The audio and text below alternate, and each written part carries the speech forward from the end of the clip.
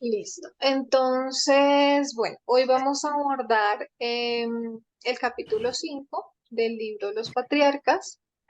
Em, este capítulo abarca como un tema histórico. Ella en este capítulo lo que hace es, em, espérenme que estoy tratando de pasar la presentación, pero creo que no me deja desde acá. Regálame un segundo.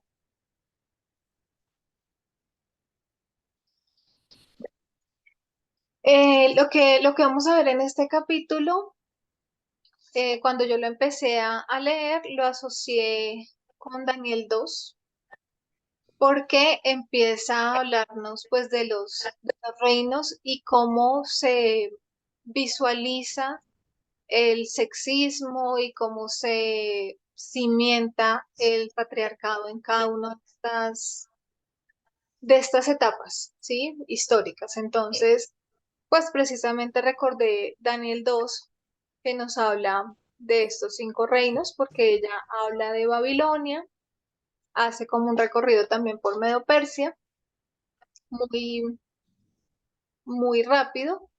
Eh, Se centra mucho en lo que fue Grecia y en Roma, ¿sí? Sobre todo en Grecia. Entonces lo vamos a abordar de esa manera.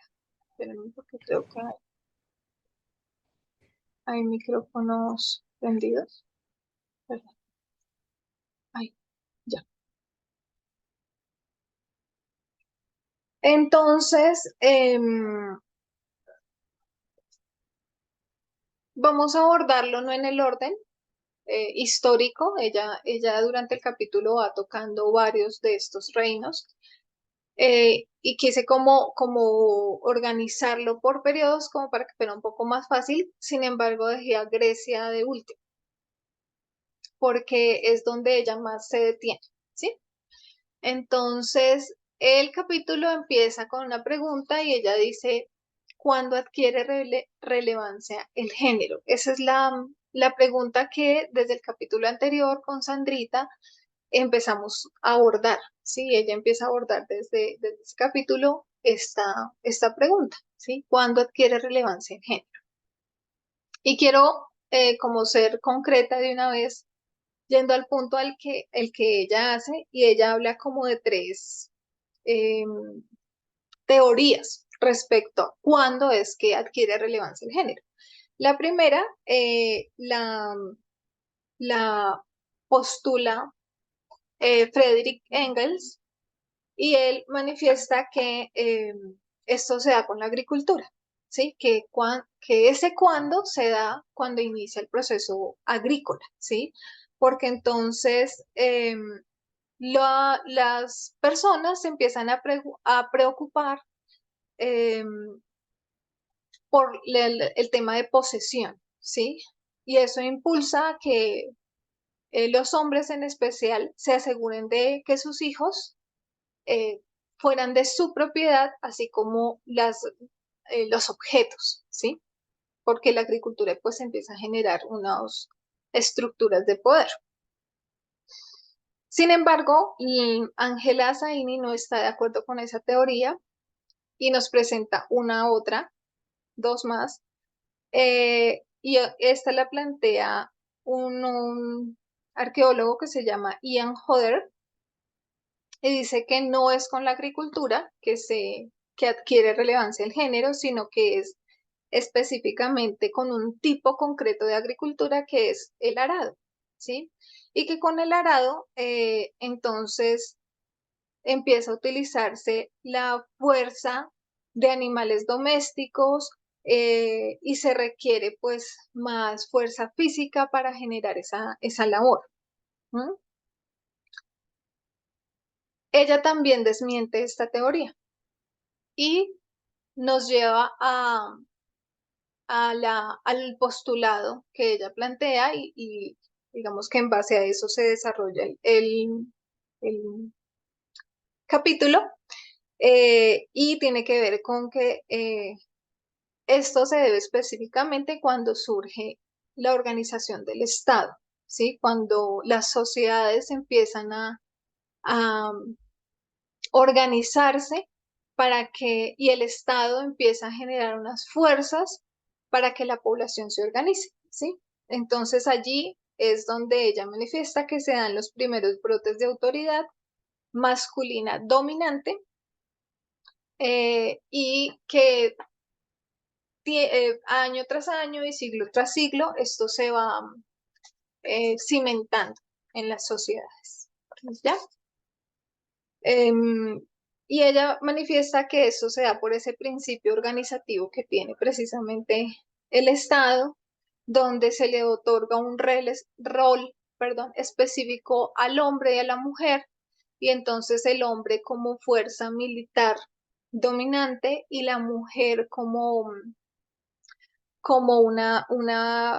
eh, no quiero utilizar una palabra tan fea, pero como simplemente un sujeto para hacer nuevos ciudadanos, ¿sí? Entonces, digamos que estos son los postulados iniciales, la agricultura, no la agricultura, sino el arado dentro del ejercicio de la agricultura, y el postulado que ya nos plantea que es el Estado, ¿ya? Em, y entonces allí viene todo este tema de inculcar la ciudadanía y los sentimientos de lealtad hacia el Estado y hacia una patria específica, lo que desarrollan muchas de estas costumbres y tradiciones patriarcales. Listo. Ay, Dios mío. Listo. Entonces vamos a empezar con Babilonia. Entonces ustedes saben que nosotros ya hemos estudiado pues tema en la Biblia y históricamente el tema de Nabucodonosor como uno de los reyes más importantes de Babilonia. Está ubicada en esta zona, o está ubicada en lo que era esta zona, atravesada por el río Éufrates, por el río Tigris. Acá lo podemos ver de pronto un poco más claro. Es caracterizada Mesopotamia por el desarrollo de de las primeras lenguas escritas del mundo. Digamos que acá como para tener una ubicación geográfica.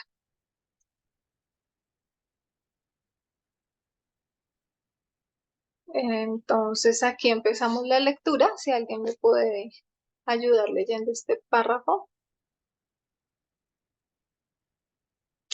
Bueno, perdón, yo no aclaré algo, y es que en cada una de los imperios, digámoslo así, vamos a hablar de uno o dos lugares. Entonces, de Babilonia vamos a hablar de Mesopotamia, y Mesopotamia pues obviamente primero fue babilónico y luego lo toman los medo-persas.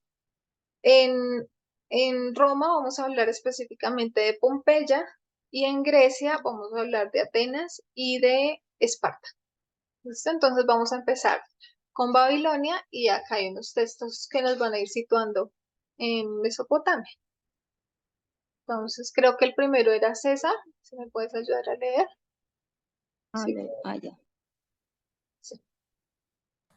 Ok, entonces dice, ya va, ok, ya va.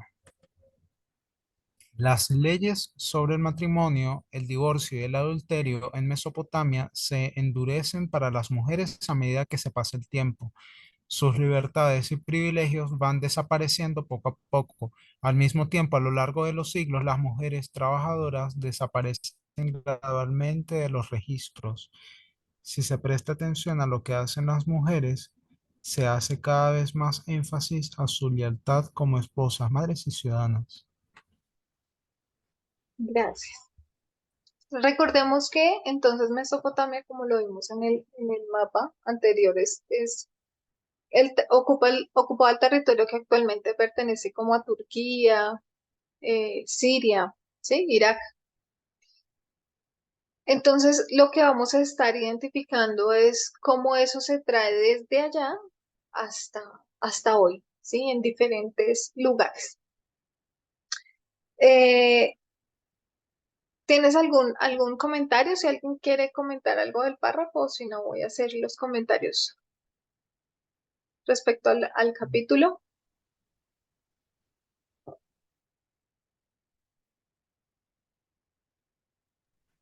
Ah, ya, pensaba que ibas a terminar una idea. Mm, no, Este, quería saber si tienen algún comentario o si no, continúo. si se recuerdan del estudio que había hecho Matías sobre ese tema, ya, donde él mostraba cómo en cada uno de los reinos y en cada dispensación se hacía este tipo de leyes. En el tiempo de Moisés, él hacía esa comparación que en el tiempo de Moisés, en número 5 había una ley que era la ley sobre los celos. No sé si ustedes recuerdan, pero tenía que ver con el tema de tomar ceniza con agua y entonces si la mujer doblaba la rodilla o si se le hinchaba el vientre, entonces significa que había adulterado y por lo tanto tenía que ser arrojada al río. Pues perdón, tenía que ser, o sea, apedreada. En el caso de Mesopotamia, Mesopotamia en sí, que es Irak, hoy tiene lo que la caracteriza mucho es que en su tiempo estaba rodeado del Éufrates, estaba rodeado por el Tigris, entonces tenía un montón de, sí, de sistemas, ¿no? De ríos. Y ellos básicamente lo que hacían era aplicar unas leyes parecidas a las que aplicó Moisés y luego las lanzaban al río, ¿ya?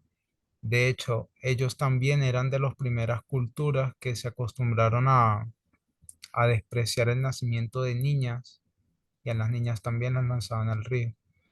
Entonces, digamos, eso era algo que no solamente como que se originó en ese lugar, sino que de alguna manera ya era algo que ellos habían aprendido históricamente. Y si no me equivoco, antes de Babilonia estaba Asiria. Y yo creo que Asiria sí era más o menos contemporánea como nación, ¿no? Con ese periodo de el antiguo Egipto, los primeros pasos, ¿no? De Israel también como nación, cuando llegó Moisés con el pueblo, tomaron Canaán. Creo que sí, era como que ellos tomaron muchas de esas cosas del pasado y las comenzaron a aplicar. Y yo creo que esas leyes del adulterio, como dice el texto, se comenzaron a endurecer cada vez más, pero no da a entender cómo se endurecían, porque ya es suficiente, ¿no? Con matar a la persona. Y otra cosa que también me da curiosidad cuando veía eso de números es que, ¿y quién no se enferma si estás tomando tierra? ¿Ya? Capaz allí ni siquiera había sido adúltera, capaz simplemente se enfermó por tomar eso, ¿no? Y el sacerdote tenía esa función de prácticamente condenarla. Entonces, no sé. Vale, gracias. Sí, La, lo que... la anciana, la anciana Tess en el tema del cielo y el género Ajá. hace un comentario frente a eso que César está hablando. Y ella dice que en su infinita misericordia Dios pues no permitía que las mujeres se enfermaran por esa, por esa bebida. Ok, bueno, lo que hace Ángela Zaini en el capítulo es como tratar de llevarnos primero a responder esa pregunta, pero también rastreando eh, a partir de las diferentes posturas dónde es que surge esto, ¿sí? Entonces, acá hay una postura que nos dice que estas leyes se iban endureciendo y que las libertades y privilegios de las mujeres iban siendo cada vez más constreñidos o más restringidos, ¿sí? Y cita a la autora de un libro que se llama La creación del patriarcado, que fue escrito en 1986, se llama Gerda Lerner, y ella dice que la condición de la mujer en Mesopotamia cada vez iba como adquiriendo mayor subordinación, ¿sí? Que no desde el principio fue así, sino que cada vez se iba poniendo un paso o un peldaño más a esa subordinación y que es allí en esa época y en ese lugar donde adquiere como se institucionaliza esa subordinación, ¿sí? Que algo no era algo institucional, sino era algo que se venía como siendo aceptado por la sociedad, pero que allí se convierte y se codifica en ley.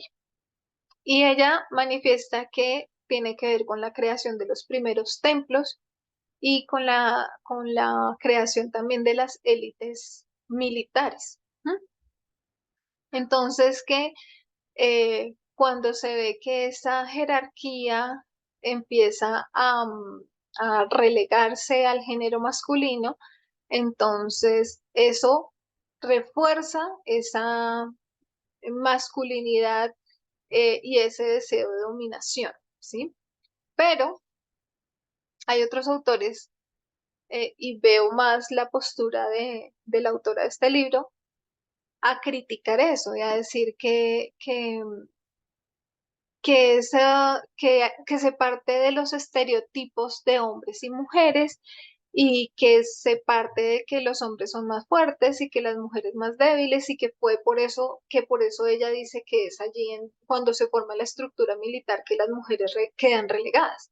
Pero Ángela Saini dice que eso no es así porque hay evidencia de que en esa época también existían mujeres poderosas y que luchaban en las fuerzas militares, ¿sí? En estos ejércitos que se empezaron a formar para defender los territorios. Entonces ahí empieza como una discusión entre si sí tiene que ver con esa creación de élites militares, con la creación de élites religiosas o si no. Entonces vamos a ir como revisando ella cómo lo va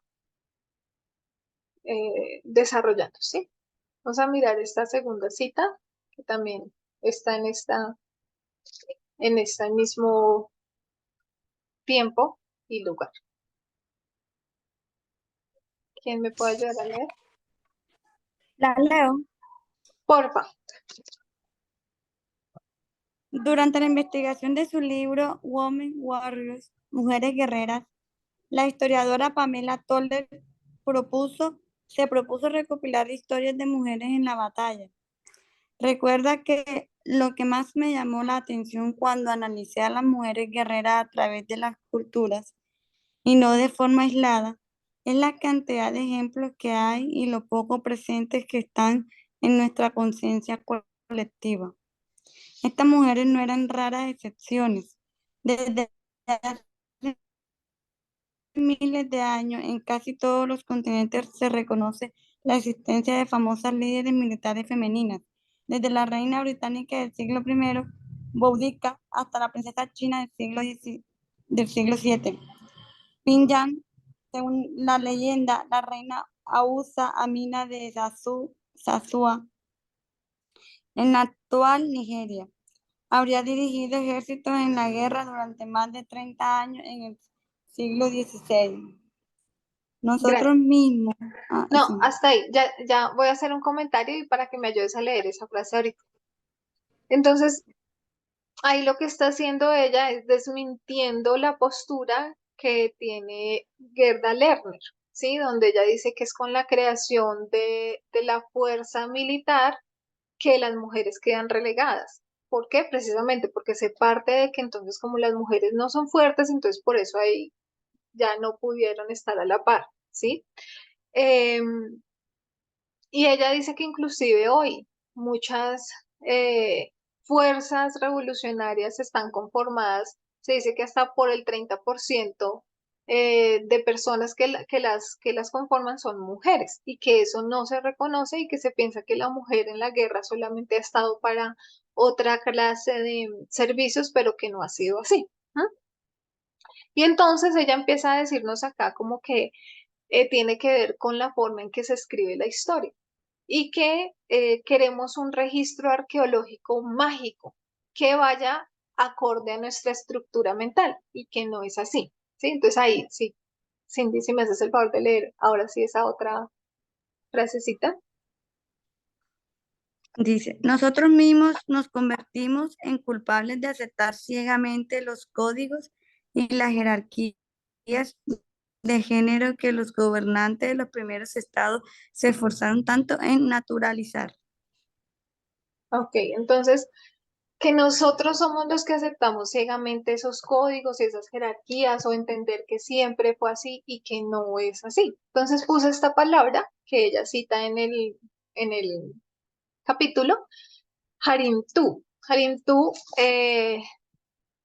es una palabra que fue cuestionada por una experta en lenguaje que se llama Julia Asante. Eh, en 1998 ella cuestionó la traducción de esa palabra. Esa palabra había sido descrita por los historiadores como una palabra que se refería a una prostituta sagrada vinculada a los templos. Y ella empieza a cuestionar que esa palabra en los textos pareciera no traducir eso, ¿sí? Entonces, eh, ella empieza a escribir sobre el nuevo significado de esta palabra y es como atacada por los historiadores y por los arqueólogos y los lingüistas que ya habían asumido que esa palabra representaba a una prostituta sagrada, ¿sí? Y que entonces ella empieza a escribir que sobre esas críticas que recibe, ella dice que los expertos de esa época solo podían afirmar que las mujeres de la antigüedad pertenecían a dos categorías. Una, la mujer leal, la esposa fiel eh, o la hija fiel que se quedaba en casa. O dos, una prostituta que no estaba ligada a ningún hombre.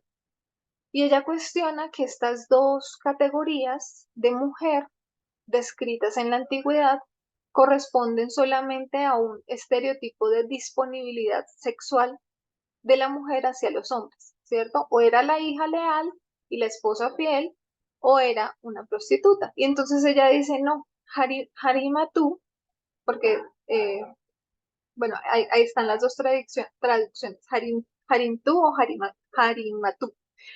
Eh, entraba solamente en esa categoría de ser una mujer prostituta. Y entonces Asante se dio cuenta que no había pruebas para que los textos mesopotámicos vieran a esta Harintú de esa manera, ¿sí? Sino que ella identificaba que sonaba más como una mujer soltera e independiente, ¿sí? Sin embargo, pues este razonamiento hasta hoy no es aceptado por muchos historiadores, a pesar de que hay muchas pruebas contundentes respecto a esta palabra, ¿sí? De que se refería más a una mujer soltera e independiente, porque desde nuestros sesgos eso no es posible, sino que la mujer siempre estaba ligada a a un hombre, si fuese su pareja, fuese su papá, o simplemente entonces era un objeto sexual. ¿Mm? No sé si quieren comentar algo respecto a esto. Yo quiero comentar algo, Jess. Vale. O sea, me da curiosidad que en realidad eso es como muy parecido, por no decir casi lo mismo, pero en otras circunstancias lo que vivimos hoy en día, ¿ya? Porque qué día yo veía un video en YouTube de una feminista y ella explicaba que, o sea, como que em, como hay dos tipos de mujeres que a la final lo que hacen es como complacer al hombre. O sea, el hombre quiere a la esposa, como tú dices ahí, como fiel, anegada, juiciosa, bien vestida, con la casa ordenada. Y está al amante, como esa feminista, en teoría, liberal, que viste como quiere, que trabaja, que es independiente. Y, pero que a la final el hombre la utiliza como un objeto sexual. Entonces, es como muy parecido a lo que tú dices ahí. Ese era como un punto de vista. Otra perspectiva, o sea, ahora que me hace como recordar así a veces cuando uno a veces tiene conversaciones con cualquier persona, así hablan. Por ejemplo, cuando yo era más como adolescente, así que estaban mi mamá y las vecinas.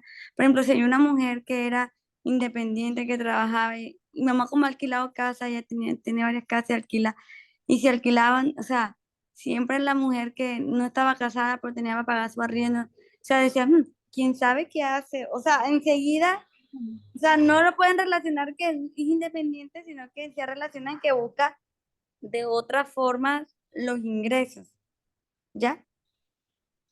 Entonces, a la Sí, final yo sí, siento que es lo mismo que vivimos hoy en día, o sea, eso no ha cambiado acá. sí, yo creo que, digamos que me parece muy importante como que resaltemos eso, porque es como darnos cuenta de cosas que venimos arrastrando, ¿sí? Que se han arrastrado siglo tras siglo y como se han arrastrado pensamos que son así, son pensamientos que están muy metidos en nuestra estructura mental porque es lo que siempre se ha pensado que es así, ¿sí? Que si una mujer no tiene padre o no tiene marido, no puede ser tan libre, tiene que ser algo malo, ¿sí? Entonces, en este caso se decía pues que era una prostituta, ¿sí? Aunque pues Claro. no se está, ella lo aclara en el texto y ella dice que no es una vergüenza ser trabajadora sexual, pero que se tiene que abrir la perspectiva a entender que una mujer puede abandonar su hogar para mantenerse a sí misma y no vincularla de una vez con una actividad sexual solamente. ¿Ya? No, y Listo. pues yo creo que la prostitución yesenia en realidad también es prostituto o así, ¿sí me entiendes? A la final tú estás como satisfaciendo al otro género. Y, y con esa frase que está aquí, que los que los gobernantes de los primeros estados se esforzaron tanto en naturalizar. Ahora, hoy en día, la gente conversa y dicen que, ay, ese cuento de todas, todes, todos, o sea, se burlan y dicen que quieren naturalizar cuando eso no es natural. O sea, yo acabo de escuchar eso ahorita me tuve que parar porque yo ni al caso. Ujú. Entonces que se quiere naturalizar y que eso, o sea, que la homosexualidad es una condición que no es natural. Entonces es Sí, como complicado. sí, no es tan fácil. Y bueno, quiero aclarar que yo estoy acá dando sobre todo la perspectiva de Ángela Zaini, ¿no? Nosotros ya hemos estudiado el tema del trabajo sexual y cómo eso también hace parte de un proceso de vulneración de derechos hacia las mujeres, ¿sí? Que las ha llevado a esa condición, no es una elección. Listo. Bueno, miremos este último, hablando de Mesopotamia, que quiero que revisemos. ¿Quién me ayuda con la lectura? ¿Quién sigue ahí en la... Yo, Estamos yo, haciéndolo por listica por la sí, lista de chat para que me vayan colaborando. soy yo la siguiente. Gracias, gracias. De nada. A ver, voy a agrandar un poquitito. Permítame. Ay, no lo puedo agrandar. Bueno, no importa. Si dejamos de lado por un momento la vieja noción de que todos los hombres dominan por naturaleza a todas las mujeres, ¿qué otra cosa podría explicar el patrón cambiante de las relaciones de género en una región como la antigua Mesopotamia? Una respuesta podría ser que se arrebató el poder a todas las mujeres y que la categorización por parte del Estado fue la herramienta mediante la cual se clasificó a las mujeres y se las privó sistemáticamente de sus derechos. Mediante la introducción gradual de normas y leyes generales, todo un grupo de personas, en toda su complejidad individual, podía ser marginado y suprimido. Gracias. Entonces acá como que empieza a ratificar también el papel del Estado, ¿cierto? Entonces dice que el Estado lo que hace es obligar a las personas a desempeñar unas funciones sociales determinadas, limitadas, y que eso empezó a generar que entonces, ya lo vamos a ver cuando vamos el tema de Grecia, permite que los hombres se planteen en una élite donde empiezan a arrebatar derechos y donde el poder empieza a ser más cimentado para ellos. Y ella especifica que el Estado lo que hace es categorizar y que cuando se categorizan, ahí se generan estereotipos. Y eso, el generar estereotipos, nos lleva a buscar diferencias entre los géneros, entre muchas formas de comportamiento. Y entonces empiezan los grupos, un grupo a mostrarse más dominante, y el otro a tratar, y ese grupo a tratar de someter al otro, ¿sí? Porque ella acá nos dice que no es algo natural, ¿sí? Que fue algo que todo el tiempo se eh, estuvo en dominio de fuerzas, en contrapunteo, ¿sí? Y entonces ella dice, eh, a estas élites de poder no les importaba el individuo, les importaba que el Estado funcionara. Y para que el Estado funcionara, pues necesitaban unos roles, necesitaban ciudadanas, mujeres que tuvieran muchos hijos, necesitaban hombres guerreros y productores que defendieran ese Estado. Entonces es así como ella empieza a defender esa tesis de que es a partir de la creación del Estado que se generan toda esta desigualdad. No sé si hay comentarios o pasamos a la siguiente que ya empezamos a abarcar Roma.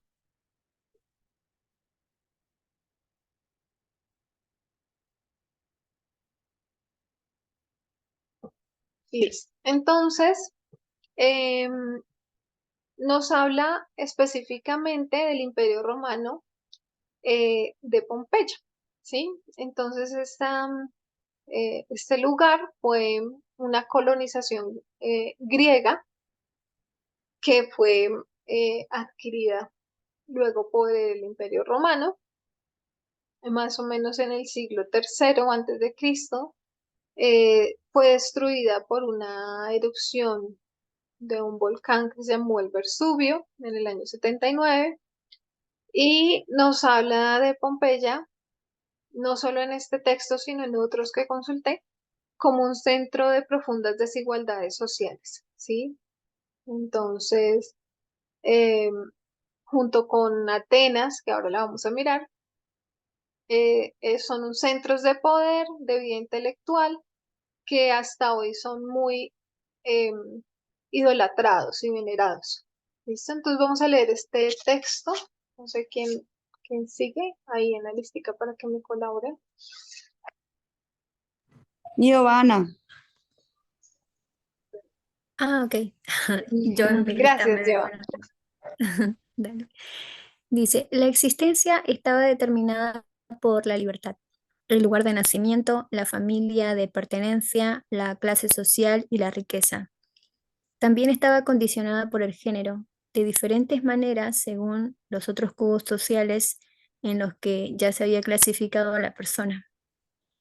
Quienes detentaban el poder habían desarrollado creencias culturales asfixiantes y estrechas sobre la naturaleza masculina y femenina, que invitaban a sospechar profundamente de quienes no encajaban. Listo. Gracias, Joa. Entonces aquí nos habla de que acá había un tema de jerarquías bastante marcado. Entonces es la existencia de las personas no estaba marcada por su libertad, quienes eran esclavos y quienes eran libres, el lugar de nacimiento, ¿sí? Porque eso marcaba así, y empezamos a ver todo empezamos, no, ya venimos arrastrando todo ese nacionalismo y demás, la familia a la que pertenecía, la clase social y la riqueza, ¿sí? Entonces, lugar era centro de muchas desigualdades, ¿sí? Contrario al igualitarismo del que nos hablaba Cindy en el capítulo 3 del asentamiento de Cataluyú. ¿Se acuerdan que lo estuvimos trabajando? Y ella empieza a hacer como un paralelo entre estos dos lugares, Pompeya y Cataluyú. Entonces dice, que estas diferencias se ven marcadas no solo por el tiempo, entonces, bueno, acá habla de que Pompeya tiene 2000 años y Cataluyuk es mucho más antigua, sino que también habla de que los europeos han construido creencias sobre estas raíces, ¿sí? Como Pompeya. Digamos que no se ha eh, no se han anclado a lugares como Cataluyuk a nivel cultural, sino que se han anclado a lugares como Pompeya, estos centros de desigualdad, ¿sí? Eh, y que hasta hoy, por ejemplo, lugares como Cataluyuk están vacíos, no son visitados, pero que si nosotros miramos, eh, Pompeya está repleta de visitantes, ¿sí? Y eso se debe en gran parte, dice Ángela Zaini, a la educación que hemos recibido y a la creencia de que estas sociedades eran totalmente modernas, totalmente avanzadas y que debemos no solo aprender, sino venerar a esos clásicos, ¿sí? Y allí, entonces ella nos dice, esta creencia de que son lugares tan perfectos y tan llenos de una cultura de tanta influencia, viene marcado desde la escuela, ¿sí? Desde que nos enseñan o le enseñan en muchos centros educativos el latín y se empieza a venerar a todos estos filósofos griegos, que cuando nosotros miramos lo que hay detrás de eso, pues es mucha de esta cultura patriarcal y sexista, ¿sí? Entonces de eso nos habla esta cita acá un poco. César. Este, si no mal recuerdo, había un emperador, creo que era Calígula, ¿no? En donde es que de hecho esa ciudad ya arrastraba todo eso. Y sí, Italia o la Roma antigua en general ya arrastraba todo ese tema de, por ejemplo, la gula, las orgías, el tema de tener que hacer unos banquetes espectaculares en plazas públicas donde había tipo ese desenfreno y esas cosas allí de inclusive sacrificar animales, comerlos ahí mismos crudos mientras estaban ahí en sus cosas, ¿no? En sus rituales paganos y orgías, etcétera. Yo creo que Roma se caracterizó mucho de eso, en gran parte, si no me equivoco, ¿no? O sea, si no me está fallando mal lo del tema de contextualizar ahí en la historia. Yo creo que Calígula era uno de los emperadores romanos que sí se caracterizó en la historia por ese tipo de cosas. Y yo creo que él era de esa ciudad de Pompeya, si no me equivoco, no sé, capaz estoy confundiendo. Vamos a citar a otro de los emperadores, pero sí tiene que ver mucho con ese pensamiento cosificador de la mujer y cómo era un orden establecido y cómo hasta hoy se sigue arrastrando eso. Mucha gente tiene como el argumento de que si así ha sido siempre, pues debe ser porque es algo natural, ¿sí? Pero es precisamente cuando nosotros rastreamos cómo se conformaban estos imperios y cómo ese sexismo era arrastrado vez tras vez para mantener un orden social también, que podemos empezar a debatir esos postulados que se creen ciertos hasta hoy, ¿sí? ¿Ibas a decir algo más, César? también porque es que ahorita lo que tú acabas de mencionar es súper importante porque también uno puede traer ese mismo paralelo a hoy en día. Por ejemplo, hace rato cuando mencionabas el tema de la prostitución, o sea, no es el mismo caso, ¿no? Pero voy a tomar el ejemplo porque hay economías hoy en día que, que literalmente dependen de eso, ¿ya?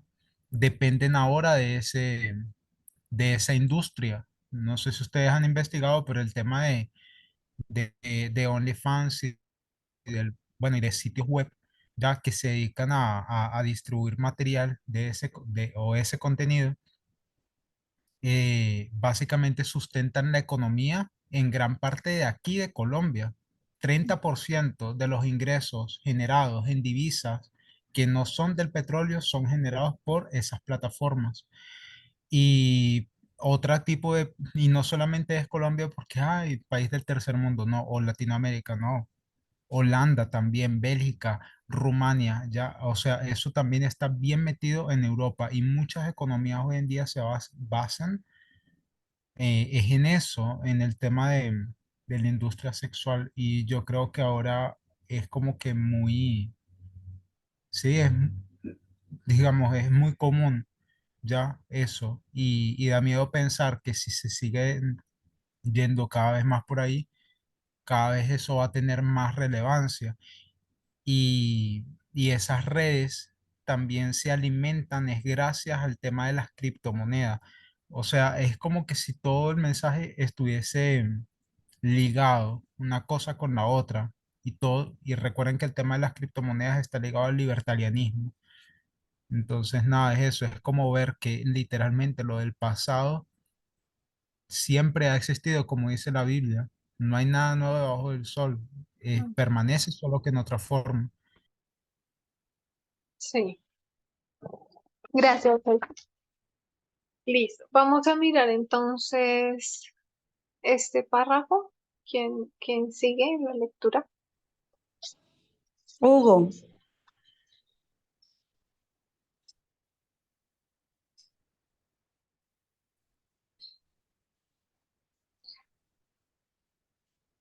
y después de Hugo, Judy. Ana. Hugo Ay, es Ana. gracias, Ana.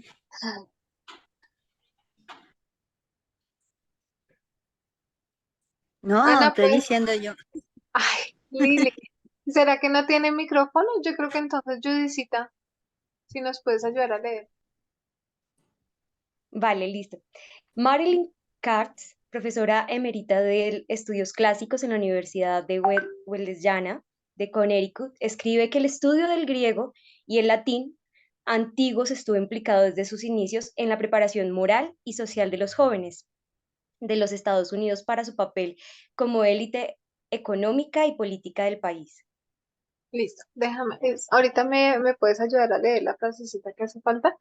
Entonces, este párrafo nos enfatiza en eso, ¿sí? Que ese estudio de los clásicos no consistía solamente en conocer la historia, ¿sí? Se convirtió en una disciplina que quería preservar ese pasado, preservar esa forma de, esa cultura griega y romana, eh, y buscaban a través de venerar esas culturas la validación de sociedades desiguales, ¿sí? Que se habían construido o que se habían decidido construir allí, ¿sí? Entonces, es como si hoy tomáramos prestados todos esos prejuicios para argumentar sobre los prejuicios que nosotros nos queremos parar en el tema del sexismo específicamente, ¿sí? Inclusive nos habla de que en los años 70, estoy citando ya el texto, dice, los académicos varones hablaban de una saludable dosis de misoginia. ¿M? Entonces, hablaban de la subordinación femenina y la dominación masculina como una regla biológica. Y hoy, entonces, se cita estos textos griegos y romanos como una panacea que debemos imitar y como un ejemplo de culturas clásicas y se trae para este momento no solo parte de esa cultura, sino también esa misoginia y ese sexismo que las acompaña. Entonces, ahora sí seguimos con la lectura. Judicita, por Estos hombres no se limitaron a descubrir una Grecia preexistente, escribe Rabinovich. La inventaron para satisfacer sus necesidades. Entonces, gracias. Entonces, en todos esos estudios que se hace sobre estas culturas, romana y Grecia y sobre la gran Pompeya, está acompañado de esos sesgos que también hoy la sociedad tiene y los historiadores tienen y los arqueólogos tienen, ¿sí? Para ratificar que así era en la sociedad hace mucho tiempo y que ese era el orden natural y perfecto eh, que se llevaba allí, ¿sí? Entonces, Yesenia, em, sí. perdón, Yesenia, una consulta, no sé si me perdí en algún momento, pero, o sea, se fueron dando progresivamente, pero, digamos, no se sabe ciertamente cómo, ¿sí? Porque había mujeres que peleaban en las guerras y todo eso también, ¿no? ¿Algo así? em, Bueno, lo que pasa es que ella nos dice que es a partir de la creación del Estado, ¿cierto? Pero entonces ella lo que nos estaba tratando de mostrar aquí es que hay muchos argumentos hoy en día que dicen que siempre la sociedad fue así y que como fue así es algo natural, ¿sí? Lo que ella nos estaba tratando de mostrar aquí es que aunque estas culturas eran muy sexistas y muy misóginas, también había otras que no lo eran y que no fue algo que se dio naturalmente, sino que se fue generando a punta de dominación, ¿sí? A la fuerza, ¿sí? Se fue con la fuerza también del Estado, se fue presionando a la división de los géneros de la manera en que hoy la podemos visualizar. No sé si era tu pregunta, si la respondí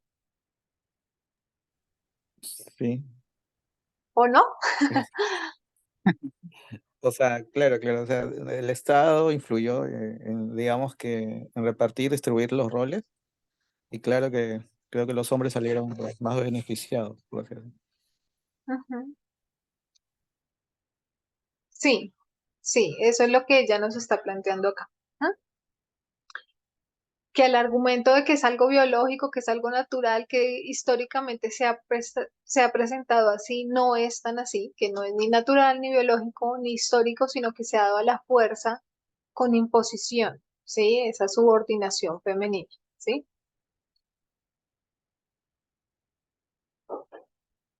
Bueno, eh, si tienen dudas, podemos hacer la discusión. César.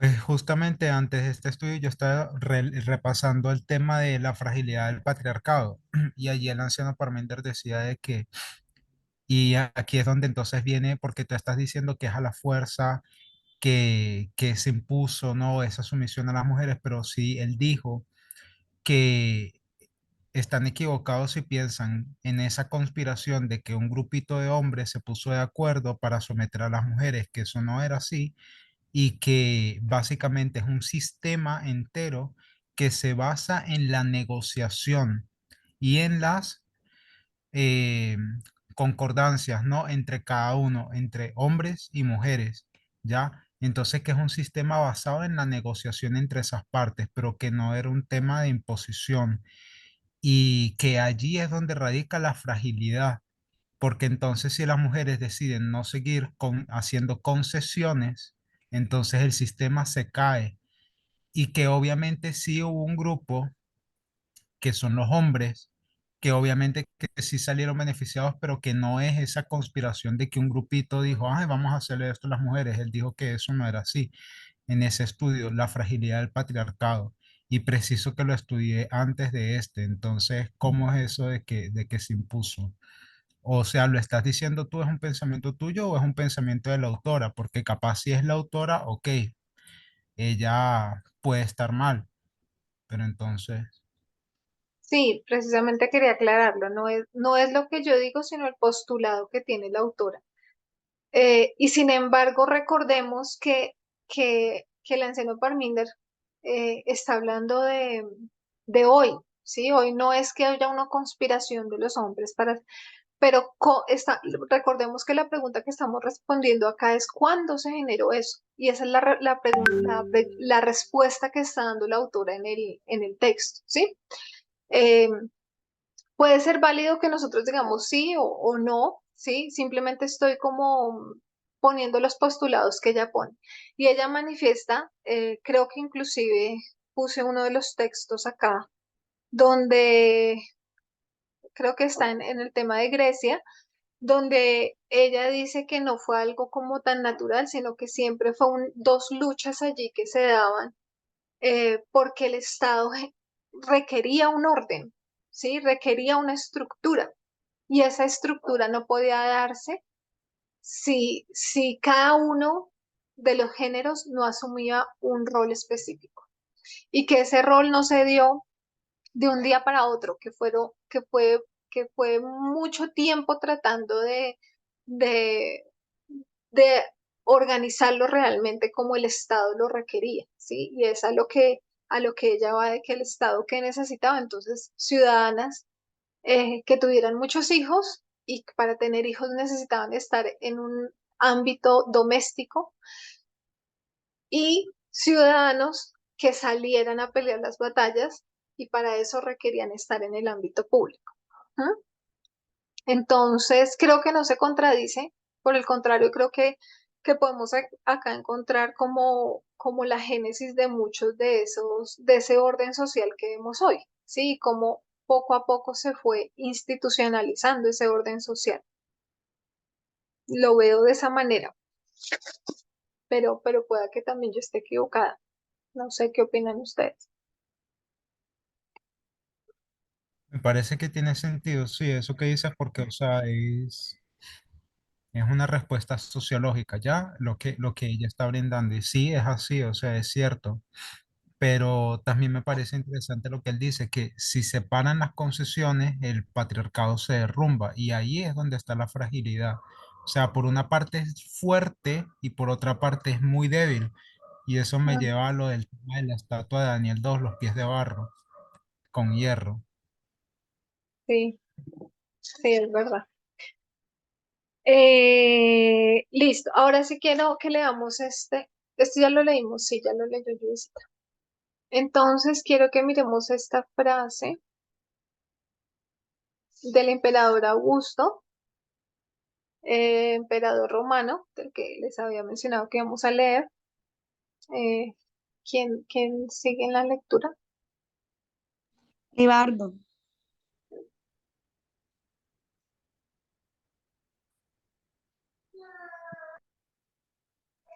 Y después Lili, no sé si Lili puede.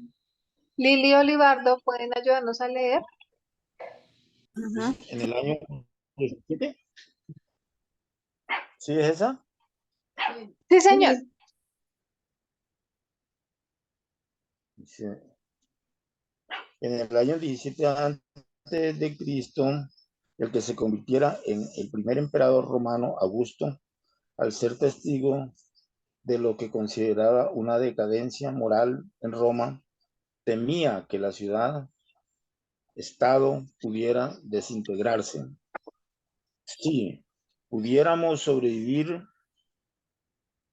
sin una esposa, ciudadanos de Roma, todos prescindiríamos de esa molestia, declaró al Senado, pero puesto que la naturaleza ha decretado de tal modo que no podemos arreglárnoslas cómodamente con ellas, ni vivir de ningún modo sin ellas. Debemos planificar para nuestra conservación duradera más que para nuestro placer temporal. Augusto promulgó leyes que fomentaban el matrimonio, la fidelidad y la procreación. Ella termina como gracias, Libar, este postulado exponiendo una pregunta. que él, ¿por qué habría de legislar sobre algo que es natural? Si es natural, no debía haber legislado sobre ese tema, ¿sí? Pero pues en sus palabras evidenciamos mucho sexismo y mucha misoginia, ¿no? Donde ya entonces se visualizaba a dónde estaba relegada la mujer en esa sociedad.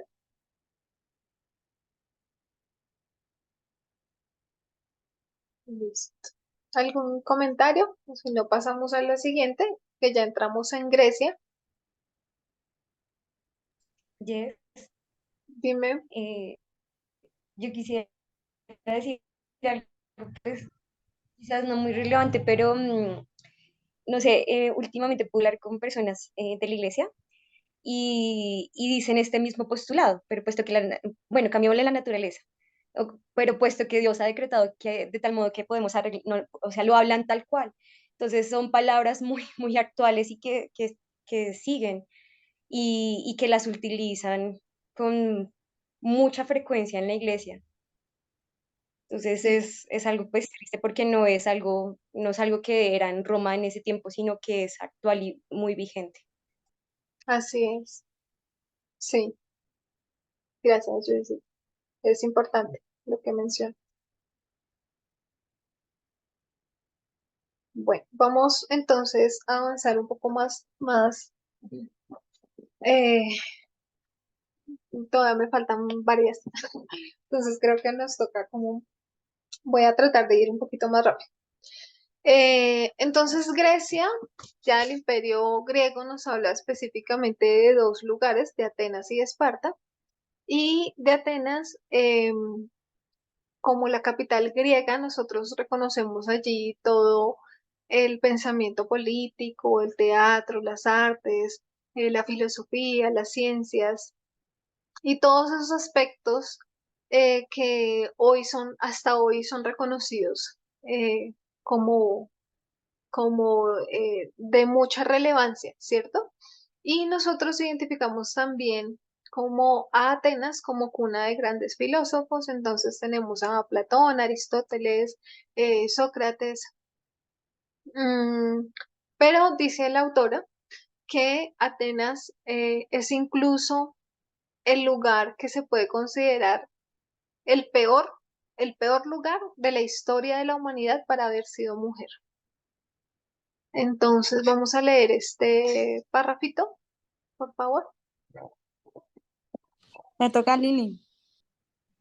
La antigua Atenas era una ciudad-estado atormentada por la tensión de mantener un orden social deformado en torno a sistemas de herencia patrilineales y mitos de superioridad masculina.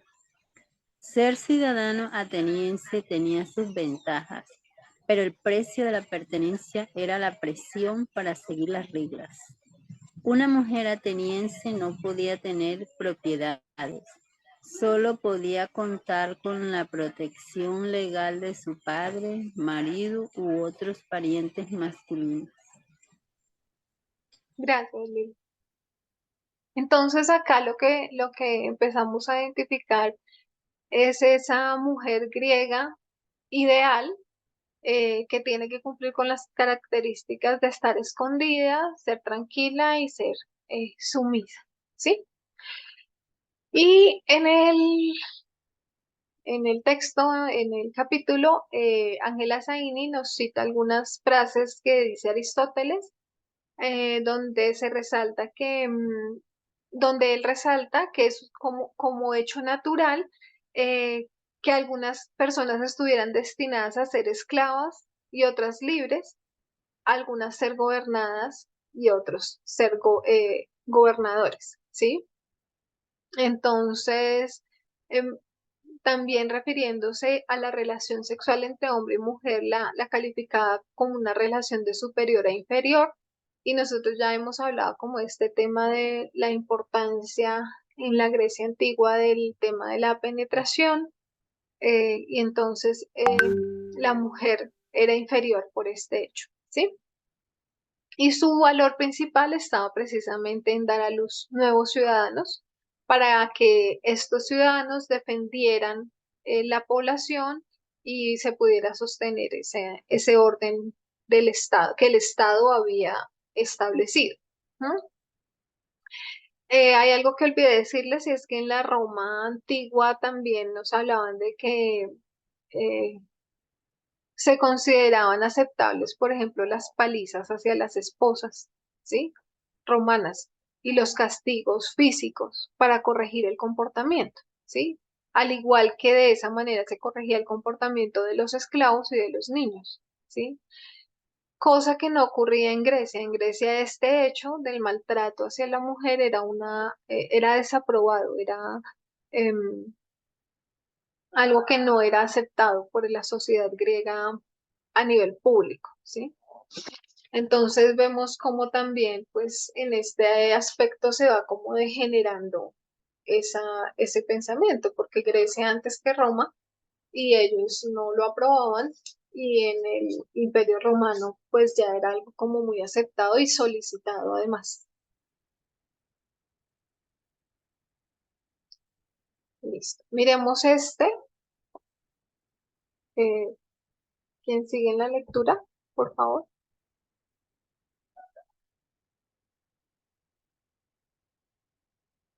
Marta.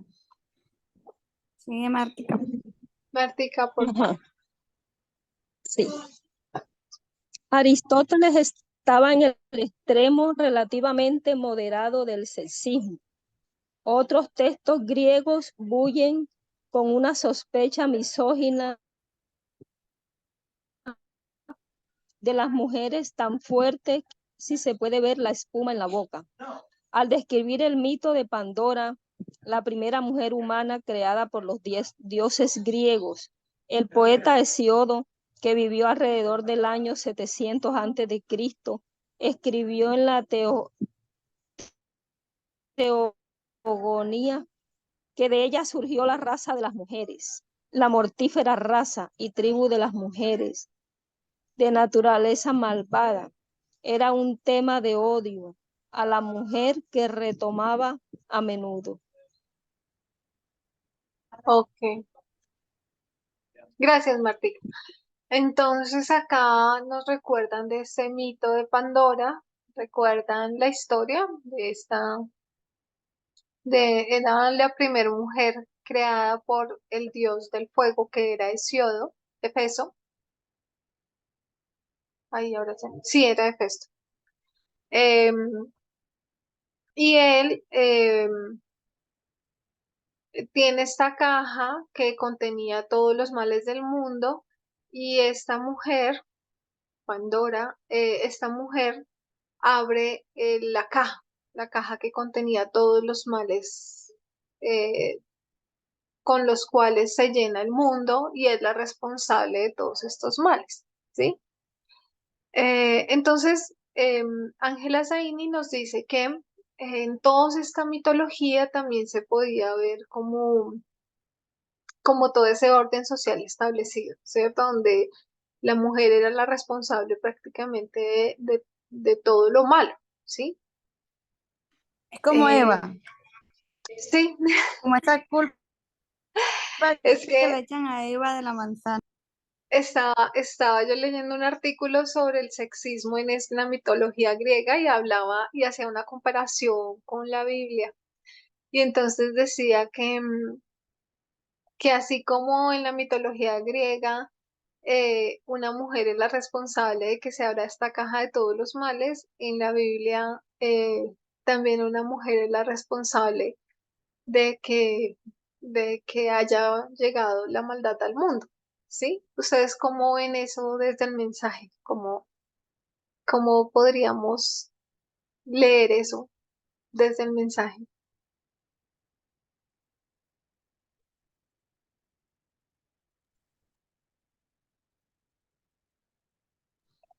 ¿Cómo así desde el mensaje? Claro, porque nosotros, claro, nosotros vemos allí sexismo, ¿cierto? Pero nosotros también consideramos que hay una historia allí detrás bíblica. Entonces, nosotros, ¿cómo interpretamos eso?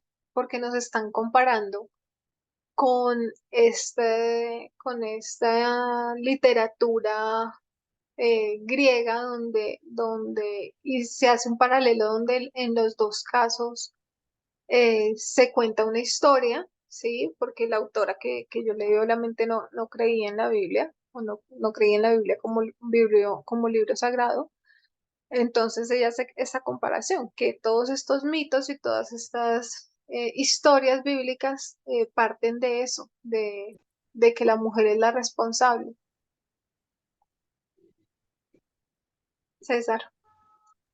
Yo creo que independientemente de la causante, el problema yo creo que está en atribuirle la gravedad, porque Adán pudo, como también dice Ellen White, haber rechazado, pero él decidió, ¿no?, compartir ese destino, pero sin embargo se le imputa la mayor gravedad a ella.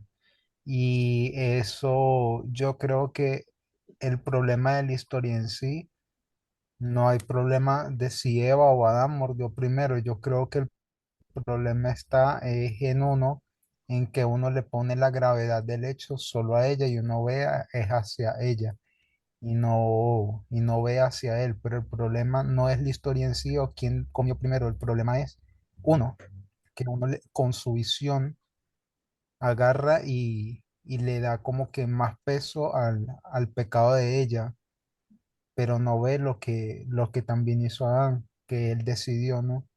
Y en el caso de lo de la caja de Pandora, pues es lo mismo. No importa quién haya sido el que abrió esa caja y trajo los males al mundo, en verdad, por qué razón uno va a ver con mayor gravedad eso. Ya es solamente porque fue una mujer. Capaz si hubiese sido un hombre, la gente no lo hubiera tan mal, ya. Pero es que yo creo que es eso, el problema está en uno, ¿no? Y la sociedad no tiene nada que ver quién lo hizo. Y sí, yo creo que también tiene que ver con el tema de qué hacemos con esa información, porque entonces muchas veces en la religión lo que se hace es acudir a a ese texto, a esos versículos para decir, hay una subordinación y usted eh, no va a tener los mismos derechos o usted es la responsable, ¿sí? Entonces es también cómo leemos eso, ¿cierto? Y desde qué postura la leemos.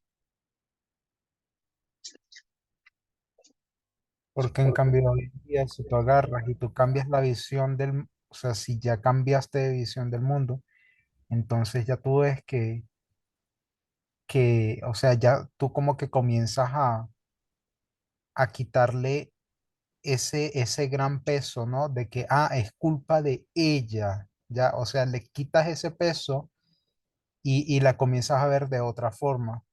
Lo ves como lo que es, ¿no? Ok, es un pecado, es un error, pero ya tú no comienzas a ver el género de ella, sino que la ves como un humano normal que cometió un error, ¿no? Ujú. Sí, y recuerdo ahora el texto, no lo ubico específicamente, voy a parafrasearlo, que dice, por un hombre entró el pecado y por un hombre la salvación. Pero bueno, yo creo que en esa pregunta nos quedaríamos mucho porque, bueno, tal vez ahora les mando el texto que leí donde se hacía como esta identificación de todo el sexismo a través de la mitología griega. Eh, Ese versículo nosotros lo hemos estudiado, ¿no? La naturaleza del hombre. ajá, El primer Adán y Adán y el segundo Adán, que es Jesús. así es. Pero mire, Eh, entonces esto se relaciona más a lo que dice César de que, o sea, porque entonces literalmente Adán no fue por donde entró el pecado, o sea, históricamente sería Eva. ujú, Usted se está refiriendo a que es como un ser humano, un individuo, ¿sí me entiende? O sea, como o sea, igualando a Adán y a Eva como igual. Sí, pero es un riesgo Mm, también que invisibilizan a Eva. O sea, no la toman en cuenta. O sea, como que el único eh, personaje importante era Adán. Sí, Y Adán cayó. total. Eva ni Yo cuenta. pensaría que mencionan a Adán por lo que Jesús lo mencionan, o sea, porque es masculino cuando vino a la tierra. ¿Sí Por se eso es lo que se entiende? dice. Entonces, para Pero ponerlo entonces, como que primer hombre, Adán. claro, pero que de alguna manera es una posición sexista, por más que obviamente Jesús vino como hombre masculino, digamos, pero también, o sea, que toda la Biblia está plagada muchísimo, porque claro, esto es una cosa que se viene arrastrando milenios, entonces es muy difícil eh, eliminarle ese sesgo, porque lo tiene en montones de lados. Total, por ejemplo, la esposa de Noé, de no, que digo, de Noé, que ni la Sí, mencionan, las que sobrevivieron después del diluvio, sí. no son ni Sí, mencionadas. exacto, Y el exacto. pecado del racismo nace por ahí y simplemente mencionan la desnudez. así También, es. también creo que pasa desapercibido a Adán, ¿no? O sea, el error de Adán en el Edén, ahora lo que lo mencionó César, que también él decidió también, ¿no? O sea, unirse a Eva en la desobediencia, que por él también hubiera cambiado todo, ¿no? De hecho, pero con los griegos es distinto, los griegos ya creo que es mucho más, se ensaña más porque de frente, pues es Pandora la que abre y es ya la culpable la mujer directamente. O sea, no hay un contexto donde quizás haya dos personas, como en el caso del Edén, ¿no? que tuvieron la responsabilidad, en este caso Adán y Eva. Acá solamente es la mujer, por decir así. Es cierto, es peor. Claro, pero Eh, es que hay una persona que escribió ese cuento y esa persona quería transmitir el hecho de que las mujeres trajeron el mal al mundo, ¿ya? Así Así como hay, es. así como hay Exacto. mucha gente hoy en o día. sea, sí, César, perdón. No, no, perdón, perdón, que yo también agarré y me metí así de la nada. Se volvió un mala mía. Este, así como hay gente hoy, por ejemplo, en estos días yo agarré y creo, uno de estos días, ¿no? Estaba pasando ahí por los estados de WhatsApp y tal, y vi una imagen que tenía un comentario bien, bien malo que decía, este, Dios creó a la mujer y le dijo a Adán, ahí te la dejo y se fue corriendo, ya decía así, ¿qué es eso? ¿Me entiendes? Y eso viene de parte de una persona que agarró y dijo, ah, bueno, voy a hacer este chiste. Es lo mismo que hizo ahí en ese cuento. Una persona que tenía esa visión del mundo la reprodujo en ese cuento de Pandora, atribuyéndole directamente el mal a las mujeres de que ellas fueron las que trajeron el mal. ¿Ya? Entonces, eso está mal, porque eso daña la mente de la gente, de que consume ese material, de los niños, principalmente, que van creciendo con todo eso. Y yo también creo que esa, a la final, esa historia de la caja de Pandora es como una falsificación de la historia de Eva. O sea, porque cuando tú estás en la falsificación y crees en Dios, o sea, tú buscas, tú sabes que Satanás o todo eso siempre busca como buscar la similitud a lo que es verdadero, a lo de Dios. Entonces, ese a la final es un mito y es algo que se inventaron, que seguro lo falsificaron de la historia real de Eva, porque qué casualidad que es una mujer. Sí, y da cuenta también del pensamiento arraigado y con lo que se quedaron de esa historia. Y con lo que se quedaron de esa historia es, la mujer aquí es lo malo, la mujer es la que hace lo malo, ¿sí? Y entonces se replica a través de este tipo de mitos, ¿sí? Por ejemplo, si el hombre se porta mal, la mala es la mujer porque lo provocó. O sea, siempre la mujer provoca, crea, Sí, y sí. gracias por la participación. Me parece importante plantearlo porque lo leí en el artículo y me quedé pensando en eso. No sé, me faltan como 8 diapositivas, entonces no sé si lo dejamos aquí y hacemos una segunda parte o quieren que acabemos eh, el tema. Son las 5:30 y bueno, acá en Colombia. Ya llevamos 1:20 de estudio, entonces no sé si quieren que lo dejemos aquí o ustedes qué opinan. Pues a mí sí me gustaría para concentrarme más porque sí, yo creo que es mejor ir lento, pero al mismo tiempo seguro, así el conocimiento se queda ahí, no fijo, en lugar de hacerlo como que capaz uno se salta cosas si uno lo También, quiere Total, terminar rápido. opino lo mismo. Listo. Entonces, yo creo que podemos continuar el otro sábado hay estudios. Quieras, como tú te sientas. Sí, yo creo, es que yo veo que ya cuando ya lleva uno como horita y algo, ya empieza a sentirse el Yo cansancio opino también de la audiencia. que hagamos una Entonces, segunda parte.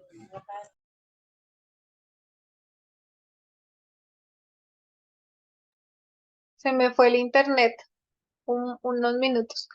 Em, los escuchaba entrecortados, pero creo que la, Bueno, casi todos dijeron que mejor dejar. ok, sí, sí, porque aún nos falta abordar algunas cosas que creo que son importantes. Entonces, de acuerdo.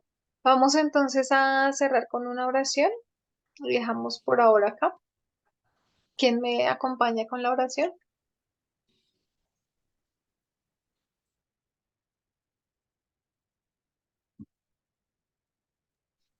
Si quieres yo. Dale, gracias. Querido Dios, te damos gracias por este sábado bendecido, Señor, por permitir que estemos aquí reunidos leyendo este texto tan revelador y que nos hace pensar, reflexionar, razonar sobre este tema tan crucial para entender de dónde nace el patriarcado del sexismo, Señor. Te pedimos que tu Espíritu Santo siempre esté con nosotros, que nos ayude a ver el mundo de una forma mejor y que nos ayude a ir sacando todo lo negativo que no sabemos que tenemos. Te pedimos por esta semana que inicia, por todos los miembros de este movimiento, maestros, líderes, ancianos, todos, eh, y que sea tú siempre con nosotros. En el nombre de tu amado Cristo Jesús, amén y amén.